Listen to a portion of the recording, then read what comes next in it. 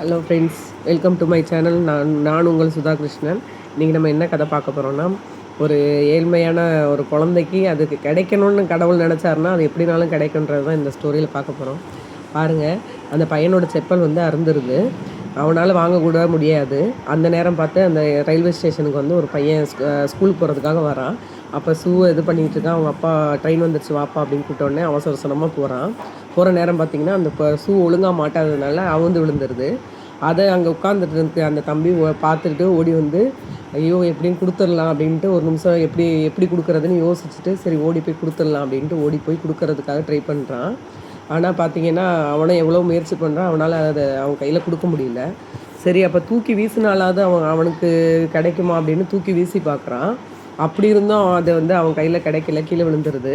அப்போ உடனே அந்த செகண்டே அந்த தம்பி யோசிச்சு, சரி ஒரு ஷூ விழுந்துச்சு, நம்ம இன்னொரு ஷூவையும் போட்டு அவனாவது யூஸ் பண்ணிக்குவானே அப்படின்னுட்டு இன்னொரு ஷூவையும் கழட்டி கீழே போடுறான்.